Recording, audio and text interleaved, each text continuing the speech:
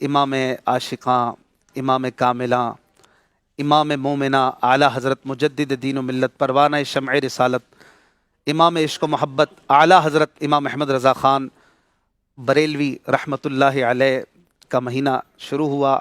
آپ کی یاد میرے دل میں اور بڑھنے لگی۔ میں تصور میں سوچنے لگا کہ کسی طرح بارگاہ رضا میں حاضری ہو جائے۔ میں بارگاہ رضا میں پہنچا۔ اعلیٰ حضرت امام احمد رضا خان رحمۃ اللہ علیہ ایک خوشبودار شخصیت، خوشبودار امامہ، خوشبودار لباس سجائے تشریف فرما ہے۔ تصور میں نے پوچھا، ہے امام اہل سنت، آپ کی زندگی کا کیا مقصد ہے؟ فرمانے لگے کہ انہیں جانا، انہیں مانا، نہ رکھا غیر سے کام، للہ الحمد میں دنیا سے مسلمان گیا۔ میں نے پوچھا کیا بات ہے آپ کی، اللہ پاک کی شان میں آپ کیا فرمائیں گے؟ فرمانے لگے کہ وہی رب ہے جس نے تجھ کو ہمتن کرم بنایا، ہمیں بھیک مانگنے کو تیرا آستاں بتایا۔ میں نے کہا سبحان اللہ، رسول پاک صلی اللہ علیہ وآلہ وسلم کی شان میں آپ کیا کہیں گے؟ کہنے لگے کہ اے رضا، خود صاحب قرآن ہے مداح حضور، تجھ سے کب ممکن ہے پھر مدحت رسول اللہ کی؟ اور مزید فرمانے لگے کہ تیرے تو وصف عیب تناہی سے ہیں بری، حیران ہوں میرے شاہ میں کیا کیا کہوں تجھے۔ میں نے کہا واہ، اللہ اور اس کے رسول کے تعلق کے بارے میں کچھ آپ بتائیں گے؟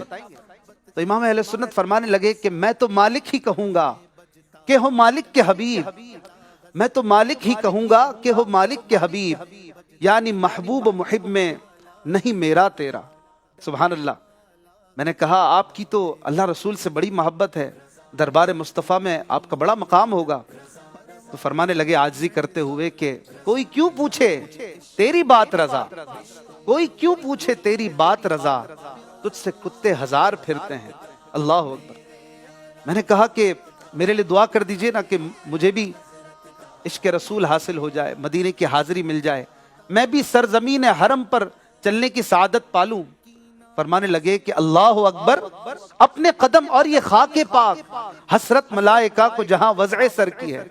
اور مزید فرمایا کہ حرم کی زمین اور قدم رکھ کے چلنا، ارے سر کا موقع ہے او جانے والے۔ میں نے کہا آپ کی تو مدینے سے محبت بے مثال ہے۔ سبحان اللہ۔ اب مدینے کے خار کے بارے میں کیا کہتے ہیں؟ فرمانے لگے کہ ان کے حرم کے خار کشیدہ ہیں کس لیے؟ ان کے حرم کے خار کشیدہ ہیں کس لیے؟ آنکھوں میں آئیں، سر پہ رہیں، دل میں گھر کریں۔ میں نے کہا کیا بات ہے آپ کی، خاک مدینہ پہ بھی کچھ فرمائیں گے؟ فرمانے لگے کہ ہم خاک اڑائیں گے جو وہ خاک نہ پائی، ہم خاک اڑائیں گے جو وہ خاک نہ پائی، آباد رضا جس پہ مدینہ ہے ہمارا۔ میں نے کہا کیا بات ہے آپ کی، مدینے کے کتوں کے بارے میں بھی کچھ آپ نے سوچا ہے؟ فرمانے لگے عشق کے ساتھ کہ رضا کسی سگے طیبہ کے پاؤں بھی چومے، رضا کسی سگے طیبہ کے پاؤں بھی چومے، تم اور آہ کہ اتنا دماغ لے کے چلے۔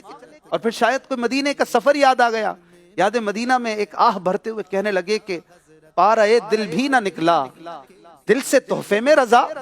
وہ اپنے آپ کو کہہ رہے ہو کہ پارا اے دل بھی نہ نکلا دل سے تحفے میں رضا، ان سگانے کو سے اتنی جان پیاری واہ واہ۔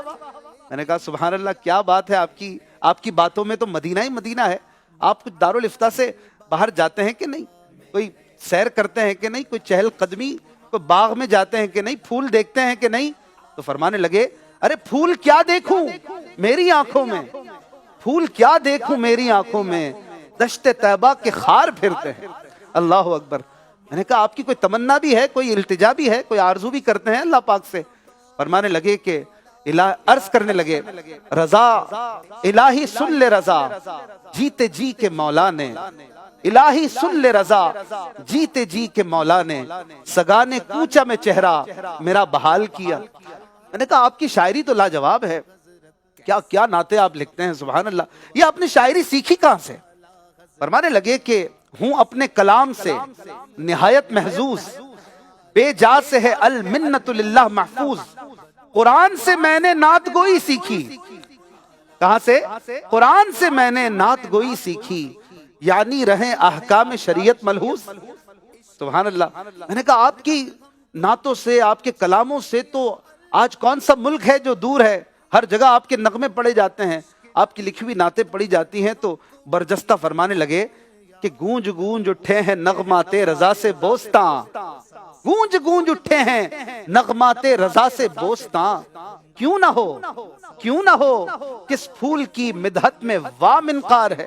ارے جس آقا کی نعتیں پڑھتا ہوں انہی کا صدقہ ہے کہ میری نعتیں دنیا بھر میں گونج رہی ہیں۔ میں نے کہا کوئی کہہ رہا تھا کہ یا تو شاعری کر لو یا شریعت کا پاس رکھ لو، یہ نہیں ہو سکتا کہ شریعت کا بھی دامن ہاتھ میں رہے، شاعری بھی بالکل ٹھیک ٹھیک ہو۔ تو فرمانے لگے خبردار، جو کہے شعر و پاس شرع دونوں کا حسن کیوں کرائے، لا اسے پیش جلوائے زمزمائے رضا کے یوں۔ رضا کا دیوان دکھاؤ، رضا کی کتاب دکھا دو اسے، رضا کے کلام دکھاؤ، سمجھ جائے گا شریعت بھی ملحوظ خاطر رکھی جا سکتی ہے، شاعری بھی کی جا سکتی ہے۔